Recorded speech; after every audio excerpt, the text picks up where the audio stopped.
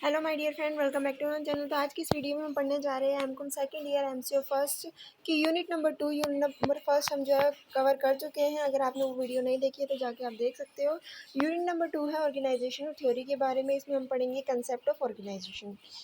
ये कहता है कि an organization is an economic and social entity in which a number of person perform task to achieve a common गोल।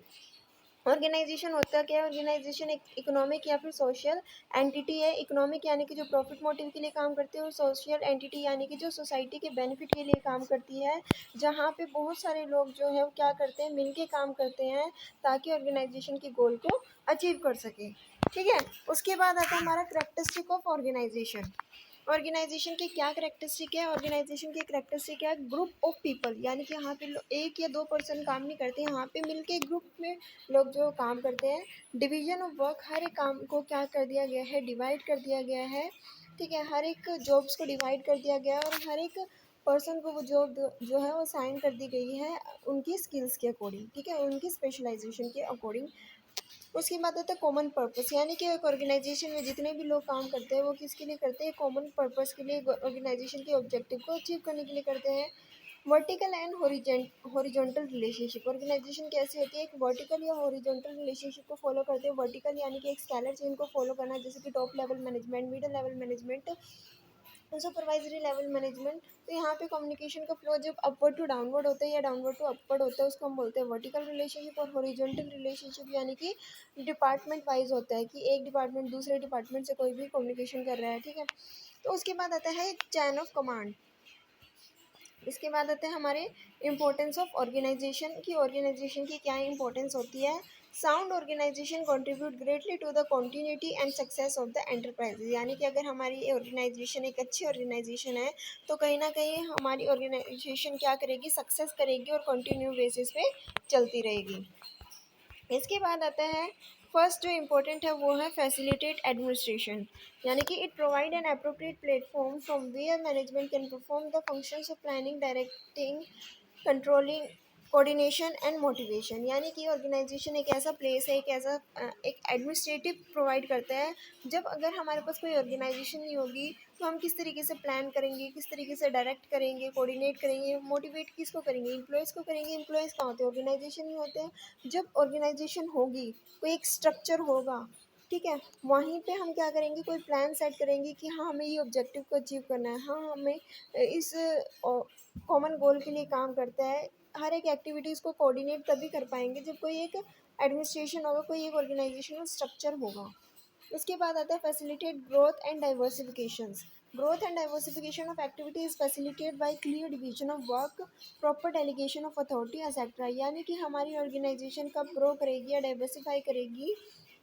जब हम क्या करेंगे, क्लियरली काम को डिवाइड कर देंगे। जब क्लियरली हम क्या करेंगे, वर्क को डिवाइड करेंगे, तो हमें पता होगा कि हम हर एक एक्टिविटीज़ को अच्छे से परफॉर्म कर पा रहे हैं। अगर हम काम को डिवाइड नहीं करेंगे, कोई भी काम कर रहे हैं, तो हो सकता है कि काम डुप्लीकेट हो जाए और जो काम करना था वो हुआ ही ना, और जो करना अ, हो चुका है उसको ही 2-3 बार कर दिया है। इसलिए हम क्या करते हैं, ऑर्गेनाइजेशन में हर एक काम को, हर एक जॉब को जो है वो डिवाइड कर दिया जाता है, हर एक काम को डिवाइड कर दिया जाता है ताकि स्पेशलाइजेशन भी आए, उस पर्सन की स्किल्स भी बढ़े। ठीक है, क्रिएटिविटी इनहेंस हो और साथ ही साथ हमारी ऑर्गेनाइजेशन क्या करे, ग्रोथ भी करे। ठीक है, सबको ये पता हो कि किसकी क्या अथॉरिटी है, किसकी क्या रिस्पॉन्सिबिलिटी है, ताकि वो अच्छे से और काम कर सके। उसके बाद जो नेक्स्ट इंपॉर्टेंट है वो है permit optimum use of resources. जितने भी हमारी ऑर्गेनाइजेशन की रिसोर्सेज है उनका अच्छे से अच्छा यूज़ हो, तभी एक ऑर्गेनाइजेशन को बनाया जाता है। Sound organization permit optimum use of technical and human resources. कौन से रिसोर्सेज की बात की गई है? टेक्निकल रिसोर्सेज, ह्यूमन रिसोर्सेज का अच्छे से अच्छा यूज हो। Through latest technology improvement, creating appropriate training, promotion opportunity, यानी कि किस तरीके से जो भी हमारी लेटेस्ट टेक्नोलॉजी है, नई से नई टेक्नोलॉजी का हम यूज़ कर रहे हैं अपनी ऑर्गेनाइजेशन में। क्योंकि इन्वायरमेंट क्या है, चेंजिंग इन्वायरमेंट है, बहुत जल्दी जो है वो टेक्नोलॉजी आउटडेट हो जाती है। इसलिए हमें क्या करना होगा, अपने ऑर्गेनाइजेशन में लेटेस्ट टेक्नोलॉजी लेके आनी होगी ताकि हम ग्रोथ कर सके, सक्सेस कर सके चेंजिंग एनवायरनमेंट के अंदर। साथ ही साथ जो भी हमारे एम्प्लॉयज़ है, जो भी हमारे ह्यूमन रिसोर्सेज है, उनको हमें ट्रेन करना पड़ेगा, उनको नए नए स्किल्स आनी चाहिए, उनकी डेवलपमेंट करनी चाहिए, ठीक है, ताकि हमारी ऑर्गेनाइजेशन में हम क्या कर सकें, अपने जितने भी रिसोर्सेज है, चाहे वो ह्यूमन रिसोर्स है, टेक्निकल रिसोर्स है, उनका अच्छे से अच्छा यूज़ कर सके। उसके बाद आता है स्टिमुलेट क्रिएटिविटी। स्टिमुलेट क्रिएटिविटी क्या कहते हैं? Specialization provide individual with well-defined duties, clear line of authorities and responsibilities। इसमें क्या कहा गया है? इसमें कहा गया है stimulate creativity, specialization provide individual with well defined duties, clear line of authority and responsibility, sound organization structure enable manager to outsource routine and repetitive jobs and concentrate on important issues where they can exploit better potential. तो इसमें यही कहा गया fourth point में कि जो भी daily routine की एक्टिविटी है, जो भी रिपीटेड नेचर की एक्टिविटीज़ है, उनको क्या कर देना, दूसरे को आउटसोर्स कर देना। कोई ऐसी कंपनी है जो उसी काम को करती है, तो उस कंपनीज को वो काम क्या कर देना, आउटसोर्स कर देना, ताकि जो हमारा टॉप लेवल मैनेजमेंट है वो अपने कोर एरियाज़ पे अच्छे से कंसंट्रेट कर सके और अपनी स्किल्स वगैरह को, अपने जो इम्पोर्टेंट एरियाज है उस पर ध्यान दे सके, ठीक है।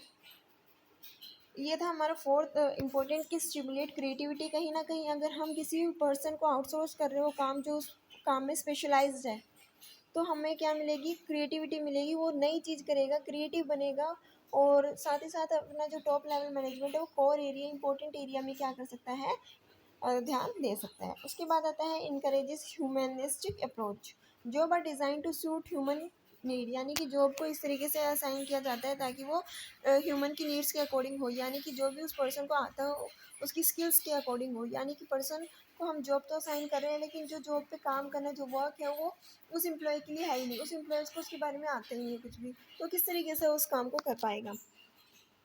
Organisation adopt efficient method of selecting, training, remuneration and promotion of employees. तो ऑर्गेनाइजेशन क्या करती है, एक इफेक्टिव मेथड का यूज़ करती है एम्प्लॉयज़ को सेलेक्ट करने में, उनको ट्रेन करने में, उनके लिए रेमुनरेशन के लिए, उनके प्रमोशन के लिए। तो ये कुछ 5 जो इंपॉर्टेंस हमने पढ़ी थी ऑर्गेनाइजेशन की, क्या क्या इंपॉर्टेंस थी? Facilitate administration, facilitate growth and diversification, permit optimum use of resources की, जो हमारे रिसोर्सेज है उनका अच्छे से अच्छा यूज़ हो, ठीक है। स्टिमुलेट क्रिएटिविटी, एनहेंस हो, ताकि अगर हम किसी भी वर्क को आउटसोर्स कर रहे हैं तो हमें क्या मिले, क्रिएटिविटी मिले, और साथ ही साथ जो हमारा टॉप मैनेजमेंट है वो कोर एरिया पे इंपॉर्टेंट कंसंट्रेशन कर सके। उसके बाद है ह्यूमनिस्टिक अप्रोच को हमें क्या करना है, उसके साथ साथ हमें क्या करना है, हमें जो भी हमारे एम्प्लॉयज़ हैं, ठीक है, उनको प्रॉपर ट्रेनिंग देनी है, ठीक है, जॉब को उस तरीके से डिज़ाइन करना है ताकि जो ह्यूमन की नीड्स को फुलफ़िल कर सके, यानी कि जो भी हमारे वर्कर्स हैं, जो हमारे एम्प्लॉयज़ हैं, उनकी स्किल्स के अकॉर्डिंग, उनकी स्पेशलाइजेशन के अकॉर्डिंग उनको क्या करना है, जॉब्स देना है। तो आज की वीडियो यही था जिसमें हमने पढ़ा कि कंसेप्ट ऑफ ऑर्गेनाइजेशन क्या होते हैं और इम्पोर्टेंस ऑफ ऑर्गेनाइजेशन क्या होती है। Concept of organisation, characteristic of organisation और importance of organisation. I hope कि आपको वीडियो अच्छी लगी। वीडियो अच्छी लगी तो वीडियो को लाइक शेयर सब्सक्राइब करना मत भूलिएगा। Thanks for watching.